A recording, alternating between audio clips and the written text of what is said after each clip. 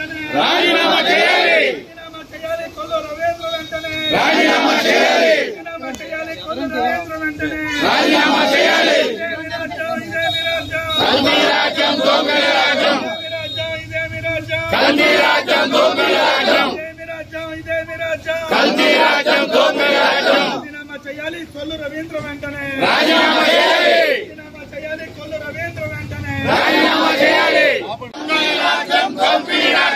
ఇదేమి రాజ్యం, ఇదేమి రాజ్యం, కల్తీ రాజ్యం దోపిడీ రాజ్యం, ఇదేమి రాజ్యం, ఇదేమి రాజ్యం, కల్తీ రాజ్యం దోపిడీ రాజ్యం. కల్తీ మద్యాన్ని దొంగ వచ్చి పంపుతున్న ప్రభుత్వాన్ని రద్దు చేయాలి. కల్తీ మద్యాన్ని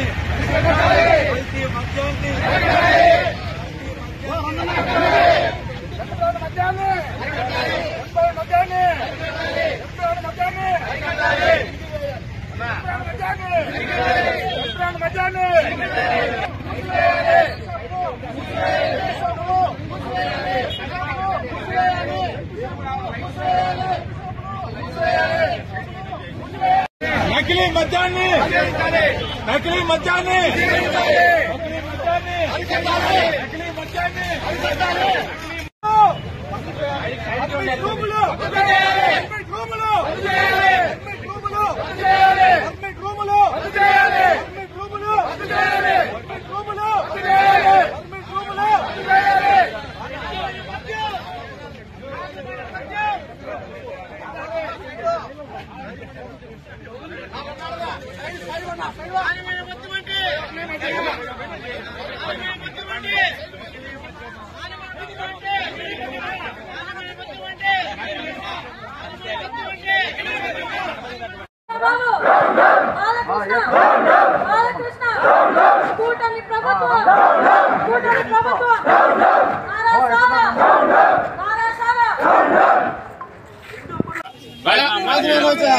పదహారు నెలలుగా రాష్ట్రంలో కల్తీ మద్యం అమ్మిస్తున్న కొల్లు రవీంద్ర వెంటనే 16 నెలలుగా రాష్ట్రంలో కల్తీ మద్యం అమ్మిస్తున్న కొల్లు రవీంద్ర వెంటనే 16 నెలలుగా రాష్ట్రంలో కల్తీ మద్యం అమ్మిస్తున్న కొల్లు రవీంద్ర వెంటనే ఇదేమి రాజ్యం, ఇదేమి రాజ్యం, కల్తీ మద్యాన్ని,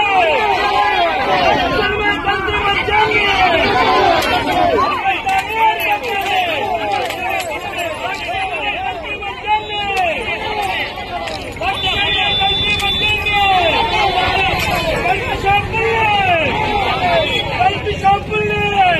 బళ్ళను పంపే దిగుతాను.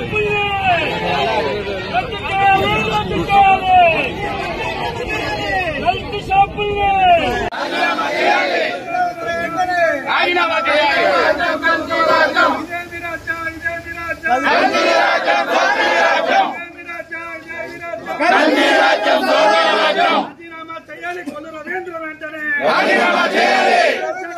రాజీనామా చేయాలి. రాజీనామా చేయాలి. ఎక్సైజ్ శాఖ మంత్రి కొల్లు రవీంద్ర వెంటనే రాజీనామా చేయాలి. కల్తీ రాజ్యం దొంగల రాజ్యం.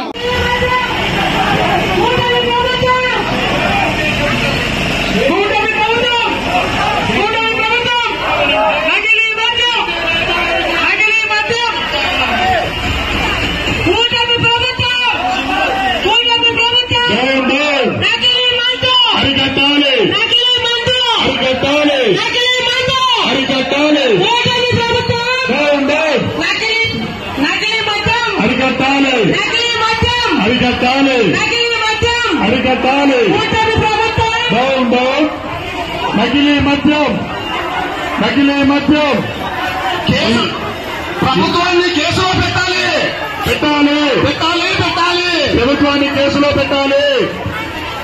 ఈరోజు నకిలీ మద్యం ఈ కూటమి ప్రభుత్వం విచ్చలవిడిగా ప్రోత్సహించి ఈ చుట్టూ ఉండే బ్రాంతి షాపులకు ఈ నకిలీ మద్యాన్ని మొలకలచెరు నకిలీ మద్యాన్ని ఈ చుట్టూ ఉండే బ్రాంతి షాపులకు ఇచ్చి పేద మధ్య తరగతి కుటుంబాల ఆరోగ్య రాష్ట్ర అధికార ప్రతినిధులు ఈ ర్యాలీ కొనసాగుతా ఉంది. శాంతియుతమైన దీనికి మద్దతు ఇచ్చిన వైఎస్ఆర్సీపీ నాయకులు, కార్యకర్తలు, మహిళలందరికీ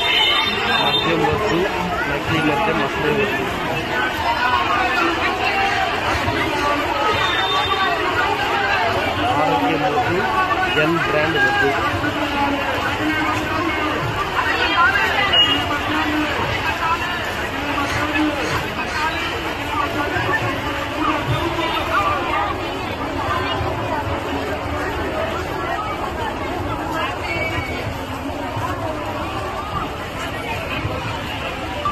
నకిలీ మద్యం తయారీని ఆపాలి.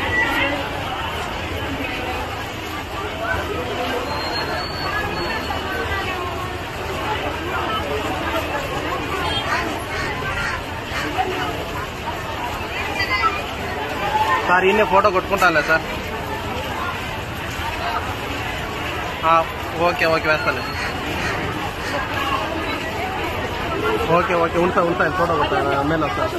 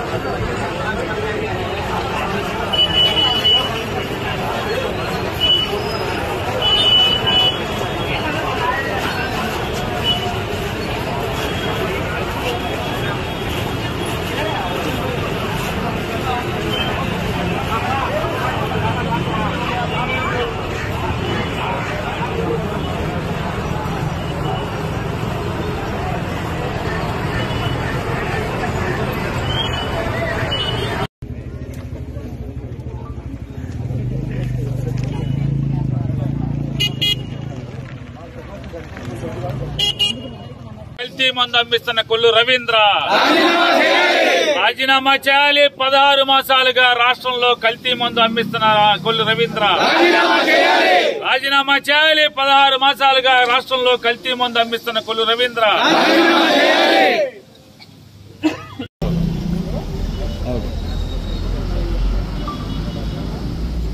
రాష్ట్రంలో 16 మాసాలుగా గతంలో దొంగ బ్రాందీ దొంగ సారా అంటే పక్క రాష్ట్రాల నుంచి సీసాలు కొనుక్కొచ్చి అమ్మటం అనేది అక్కడక్కడ వినున్నాం. కానీ ఇవాళ సంపద సృష్టించడంలో కొత్త పోకడలకు వచ్చినటువంటి తెలుగుదేశం పార్టీ వాళ్ళందరూ కలిసి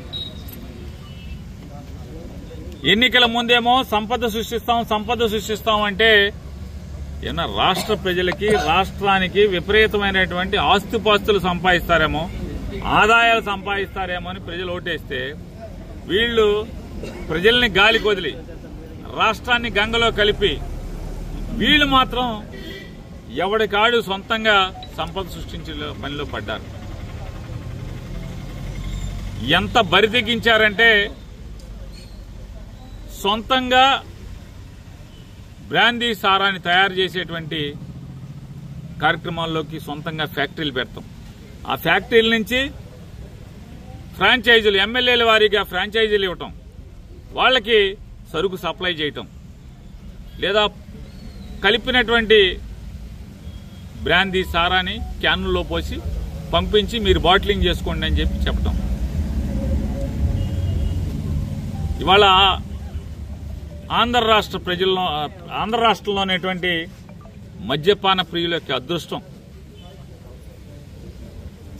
కనీసం ఈ 16 మాసాల్లో అన్నా మనతో వీళ్లు ఎంత కల్తీ మద్యం తాగించారో అనేటువంటి జాగ్రత్తలోకి భయంలోకి వచ్చే పరిస్థితులు వచ్చినాయి.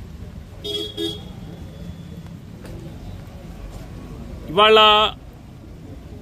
ఒక్కడి మీద అంటే కూడా మామూలుగా అయితే వైఎస్ఆర్ కాంగ్రెస్ పార్టీ వాడున్న సోషల్ మీడియాలో పోస్ట్ పెడితే మొత్తం ఆడు ఫోన్ లాగేసుకోవటం, ఆడు పుట్టుపూతరాలు అన్నదమ్ములు ఎవడు, వాళ్ళ అమ్మా నాన్న ఎవడు, అవి ఎక్కడి నుంచి రోజు వాట్సాప్ ఏమైనా వచ్చినాయా లేదా అయ్యి వచ్చినాయి అని దానికి లింక్ లాగా ఒక 25 మందిని 50 మందిని తేవటం, అదేదో మామూలుగా అంతర్జాతీయ నేరస్తుడిలాగా ఓ టెర్రరిస్ట్ లాగా లేదా బాంబులు పెట్టేవాళ్ళలాగా మొత్తం అందరినీ తెచ్చేయటం, జీబులు వేసుకుని వెళ్ళి 10 జీబులు వేసుకురావటం, వీళ్ళందరినీ తీసుకొచ్చి తప్పుడు కేసులు పెట్టి జైల్లో పెట్టడం. పాప ఆయన పోసాని కృష్ణమురళి ఏంటి అన్నాడు, రాజకీయంగా మీరు అన్నట్టే ఆయన కూడా అన్నాడు. దానికి పవన్ కళ్యాణ్ని సాటిస్ఫై చేయడం కోసం అతన్ని రాజకీయాలు మానేశానని చెప్పినా కూడా పవన్ కళ్యాణ్ని తృప్తిపరచడం కోసం. అంటే వీళ్ళదేంటంటే వీళ్ళ ప్రభుత్వం అంతా కూడా ఎవడో ఒకటి తృప్తిపరచడానికి ఏదో ఒకటి చేసుకుంటే వెళ్తుంది అయితే ప్రజలను తృప్తిపరచడానికి ఏమీ చేయరు. 16 ఇతని మీద 17 కేసులు పెట్టి రోజు ఏదో ఒక జైలుకు తిప్పుతా ఎంత హింసించారో చూసాం. మరి ఈ బ్రాందీ వాళ్ళు ఏం చేశారు, ఎవరిని అరెస్ట్ చేశారు, వాళ్ళ ఫోన్లు లాక్కున్నారా, ఎక్కడ సారాని ఎండుకి వెళ్ళరా, ఎవడు దీంట్లో తయారు చేసింది, ఎవడు ఎక్కడెక్కడి నుంచి వచ్చిన ఈ సరుకులు, దీని వెనకాల ఏ ఎమ్మెల్యే ఉన్నాడు, వెళ్ళరు. అసలు నిన్న చూసాం కొల్లు రవీంద్ర ఆర్భాటం, ఈ సొల్లు మాటలు.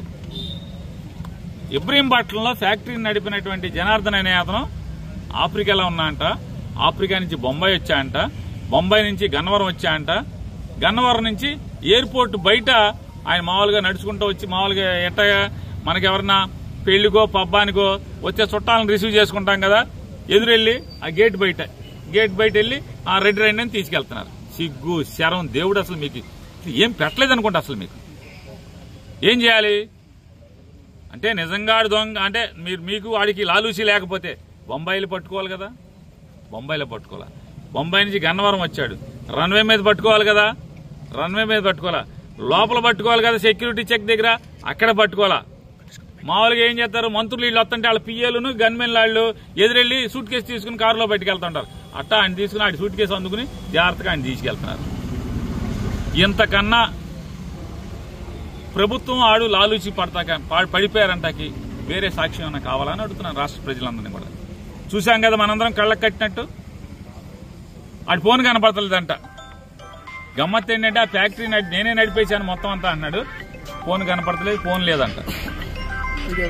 మామూలుగా అసలు ధర్నా చేస్తే నీ ఫోన్ ఇచ్చే అని లాక్కుంటున్నారు.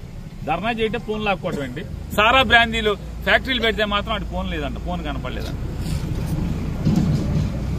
అంటే ఎంతకన్నా దుర్మార్గం మీరు. అంటే ఈ కేసును మాఫీ చేసే ప్రయత్నం కాదు. ఎందుకు మాఫీ చేయాలి, ఎందుకు మాఫీ చేస్తారు, ఆయన గట్టిగా పట్టుకుంటే ఆడు మొత్తం జడ్జి గారి దగ్గరికి వెళ్ళి మీ పేర్లన్నీ ఎవడెవడు దీంట్లో నెల ఎవడేం తీసుకున్నాడు, మనోడికి ఏమి ఇచ్చాడు, బందరోడికి ఎవడెవడికి ఏమి ఇచ్చాడో మొత్తం బయటకు వస్తుంది. కాబట్టి అన్ని పిసుక్కుని వాళ్ళ ఆయన జాగ్రత్తగా తీసుకెళ్లి కూర్చోబెట్టి ఫోన్ దొరకలేదు, ఏం దొరకలేదు, అయిపోయిందా క్లోజ్ చేసేయండి.